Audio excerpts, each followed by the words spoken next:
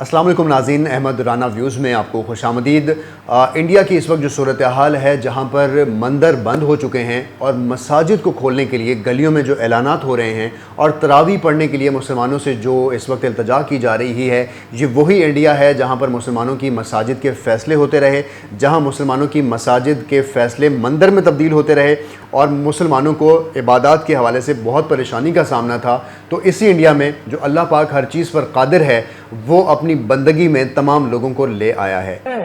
अल्लाह ताला से गुजारिश कीजिए कि ये जो कोरोना गए साल से हमारे लोगों को लेके जा रहा है, तकलीफों में डाल रहा है, वो दूर करे। और मुझे यकीन है, मैंने सुना है तरावी की नमाज होती है, बहुत जल्दी सुनी जाती है, तो तहे दिल से आप नमाज में यही मानना कि ये कोरोना हमारे शहर से, हमारे देश से चले जाए। दोस्तों, कुछ चीजें हैं।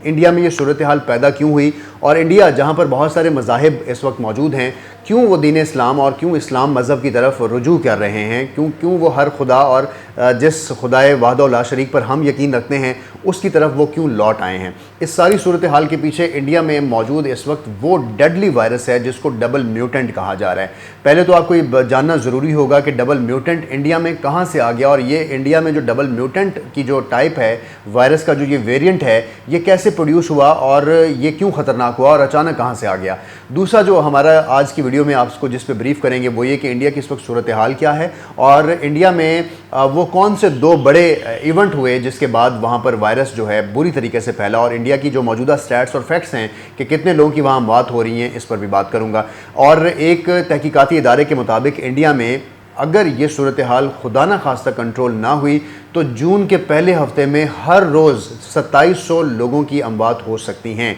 इन स्टैट्स को सामने रखते हुए हम आपको आज एक्सप्लेन करेंगे कि सूरत हाल क्या है।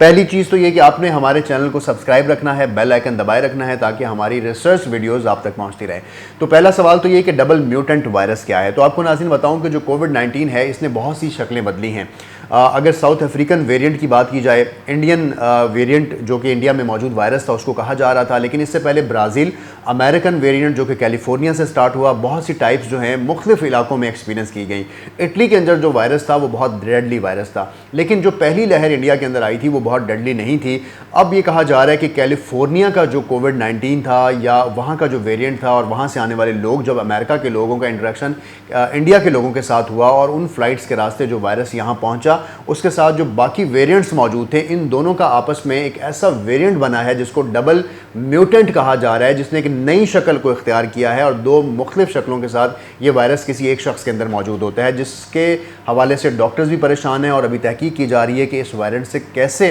छुटकारा हासिल किया जाए। तो ये अल्लाह का अजाब है और अल्लाह पाक इस अजाब से हमारे इंडियन जो भाई हैं, जो बहनें हैं और वहाँ पर रहने वाले लोगों को महफूज फरमाए और उनकी रहनुमाई भी फरमाए और उनको सिरात मुस्तकीम पर भी रखे। अब वहाँ पर दो सूरत हाल पैदा हुई हैं। जब ये वायरस वहाँ पे आया तो उससे पहले इंडिया की जो वैक्सीन डिप्लोमेसी है, या जो मोदी को वैक्सीन गुरु कहा जा रहा था कि इंडिया ने अपनी वैक्सीन बना ली है और इंडिया की वैक्सीन जो है वो अब अमेरिका से जो वैक्सीन को बनाने के हवाले से जो इक्विपमेंट्स हैं वो भी शेयर हो चुके थे और इंडिया ने बहुत से ममालिक को वैक्सीन फराहम करने के हवाले से भी अपना नारा बुलंद कर दिया था कि वैक्सीन प्रोवाइड करेंगे, जिसकी वजह से मोदी को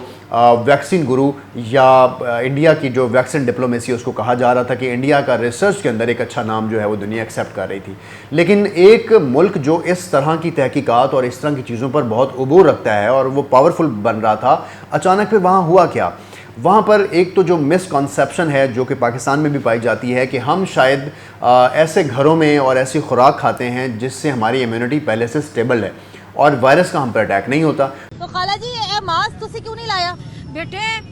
मेरी गल सुन, अल्लाह ने कुरान च लिखिया कुल्लू नफ्सिन जायकातुल मौत, हर मुसलमान ने जेड़ा आया उन्हें मरना है। तू मैनू बचाने वाली नहीं, डॉक्टर मैनू बचाने वाले नहीं, जदों मेरी आ गई है कोई नहीं बचा सकता। तो ये जो एक मिसकॉन्सेप्शन है, और उसके अलावा इंतज़ामिया ने जब ये कहना शुरू कर दिया कि हमारे लोगों के अंदर हर्ड इम्यूनिटी होगी, उन्होंने भी इस पर ध्यान कम दिया, तो वहाँ पर उनके दो इदारों की तरफ से दो बड़ी गलतियाँ हुई। पहला इदारा है इलेक्शन कमीशन इंडिया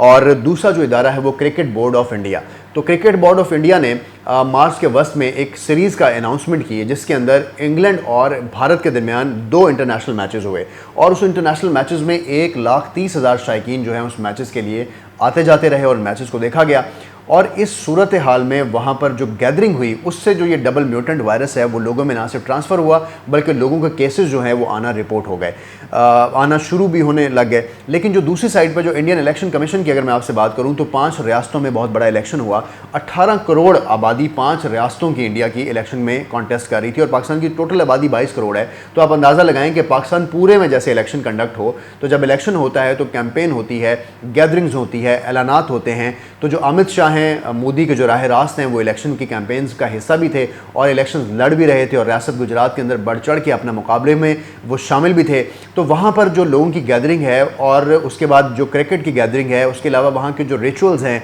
जो मजहबी इबादत हैं और लोगों के जो बाज़ारों के अंदर रश है और SOPs का जो ख्याल ना करना है, ये वो सारी सूरत हाल है जिसने अचानक एक ही रात में वहाँ पर जो कोविड के हवाले से जो रेशो रिपोर्ट हुई वो 3.5 लाख लोग थे जिनका अचानक पता लगा कि इनको कोविड की सूरत हाल है। और ये ऐसा सिचुएशन थी जिसमें उनके लंग्स और एक फ़ौरन अटैक था जिसकी वजह से फ़ौरन लोगों को ऑक्सीजन की फराहमी की वजह से हॉस्पिटल जब पहुंचाया गया तो इतनी बड़ी तादाद जब हॉस्पिटल्स में अचानक पहुंची तो हॉस्पिटल्स में एमरजेंसी नाफिज हो गई। WHO को ये कहना पड़ा कि हेल्थ एमरजेंसी इंडिया में नाफिज कर दी गई है और अल्लाह पाक रहम करे इंडिया के ऊपर। वहाँ पर जो इटली के बाद दूसरा जो बड़ा मुल्क है जो इसकी जद में आया है कोविड की, वो इंडिया है। और उसके बाद हमने वो तस्वीर और हमने वो मनाजिर देखे जहाँ पर लाशों को जलाया गया, जहाँ पर लोगों को रोड्स के ऊपर ऑक्सीजन की फराहमी के लिए तड़पते देखा गया। इस सारी सूरत हाल को देखकर पाकिस्तानी किसी से कम नहीं रहते। हम एक अमन और अच्छा मैसेज देने की कौम है, हम चीज़ों को हमेशा पॉजिटिविटी से देखते हैं और मुझे हमेशा कहीं ना कहीं ये लगता है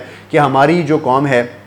और इंडियन की जो आवाम है, ये दोनों के दरमियान एक आपस में मोहब्बत का रिश्ता भी है। एक दूसरे के लिटरेचर को देखना, फिल्म्स को देखना, एक दूसरे के हीरो हीरोइंस को अपना हीरो हीरोइन मानना, ड्रामास को देखना, फिर एक दूसरे के कल्चर को, खानों को, पहनावों को पसंद करना, कहीं ना कहीं ये पसंदीदगी हमारी आवाम में मौजूद रहती है, चाहे ऊपर जो भी लड़ाई हो। इस जज्बा खैर सगाली को देखते हुए फैसल ईदी की जानिब से 50 एम्बुलेंसेस का अतिया देना इस सूरत हाल में जब मुल्क के अंदर खुद भी पेंडेमिक है और हम अपने मुल्क से एक वबा से मुकाबला कर रहे हैं और मुल्क के अंदर भी यही सूरत हाल है। और उसके साथ साथ वज़ीर आज़म इमरान खान का प्रोटेक्शन इक्विपमेंट्स हैं, PPEs हैं, उनके जो मेडिकल स्टाफ हैं और जो उनका पैरामेडिक्स हैं उनके लिए भिजवाना, और उसके साथ साथ एक्सरे मशीन्स हैं, वेंटिलेटर्स हैं, और इन तमाम चीज़ों के साथ साथ किसी भी तरह की सपोर्ट के लिए अपनी कौम को उनके लिए पेश करना और ये कहना कि हमारी आपके लिए खदमात और आपके लिए दुआएं हैं। तो हम ये कोशिश करते हैं कि इंडिया जो है वो अब इस सारे मामले से या इस कोविड जैसी सूरत हाल से छुटकारा पा ले। ये वो जज्बा था, ये वो खैर सगाली मैसेज था जो इमरान खान, उसके बाद फवाद चौधरी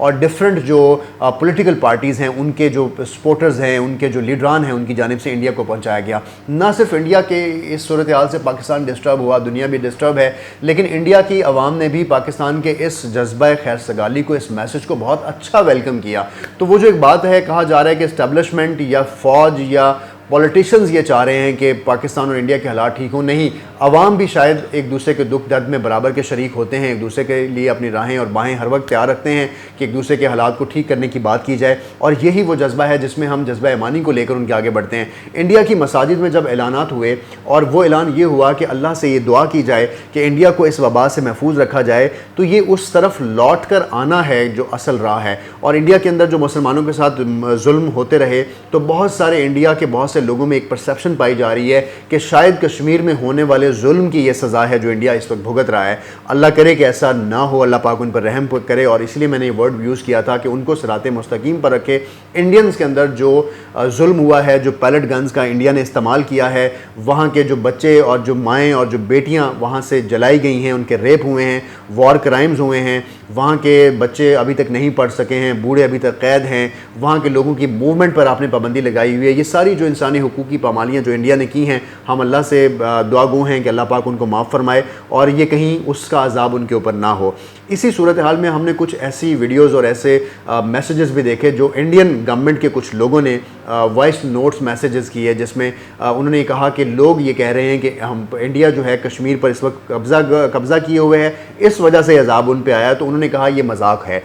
यानी ये जो परसेप्शन है वो मौजूद है और इंडियन ब्यूरोक्रेसी, इंतज़ामिया और इंडियन गवर्नमेंट जो है इस चीज़ को बहुत सीरियसली देख रही है कि लोगों के अंदर भी एक कहीं ना कहीं ये डर मौजूद है, लोगों के अंदर भी कहीं ना कहीं सवाल मौजूद है कि इंडिया के ऊपर अगर ये अजाब आया है तो उसकी वजह क्या हो सकती है। तो जैसे कश्मीर के जो डिस्प्यूटेड होने का स्टांस है वो बहुत क्लियर हो गया और दुनिया को बड़ा क्लियर मैसेज मिल गया कि इंडिया की आवाम भी ये समझती है कि इंडिया ने जो कश्मीर पर इस वक्त जुल्म ढाए जा रहे हैं, मुसलमानों पर जो जुल्म ढाए जा रहे हैं इंडिया के अंदर, वो वाकई ही कंडेमेबल हैं। इंडिया एक बड़ी डेमोक्रेसी है, एक डाइवर्सिटी है इंडिया के कल्चर के अंदर। इंडिया में बहुत से मज़हब हैं, बहुत से कौमें हैं, बहुत सी ज़ात पात का निज़ाम है और इस सारे निज़ाम में इंडिया जो है अपनी डेमोक्रेसी को मूव कर रहा है। लेकिन किसी भी एक ख़ास तबके को, चाहे वो किसी भी मज़हब से हो, मुसलमान हो, क्रिश्चन हो या हिंदू हों या उनके किसी और ज़ात पात के साथ उनका ताल्लुक़ हो, वहाँ पर जो उनका सलूक है इंसानों के साथ वो शायद हमेशा से क्वेश्चनेबल रहा है। इस क्वेश्चन को वहाँ पर अब डिबेट हो रही है और ये कहा जा रहा है कि शायद कोविड-19 का वहाँ पर इस डबल म्यूटेंट का इस तरह से आकर वायरल होना और उनके लोगों को इस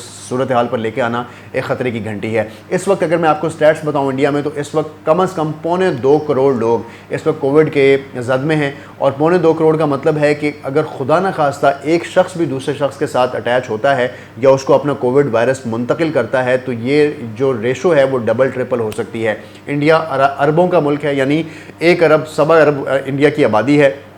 इस आबादी में खुदा न खास्ता अगर ये पेनिट्रेट होता है तो ह्यूज ह्यूमन लॉस का ख़तरा है। हम दुआ गो हैं कि इंडिया में ये सूरत हाल जल्द अज जल्द ख़त्म हो जाए और इंडिया के लोग सेहतियाब हो जाएं और पाकिस्तान के अंदर भी लोगों को SOPs को बहुत ज़्यादा फॉलो करने की ज़रूरत है। यही वो कोताहियाँ हैं जो इंडिया में हो रही थी और हम पाकिस्तान में नहीं कर रहे। अगर हमने इनका ख्याल ना किया तो आने वाला वक्त जो है वो शायद हमें भी डिस्टर्ब कर सकता है। आपने अपना बहुत सा ख्याल रखना है और आपको देखते रहना है AR Views।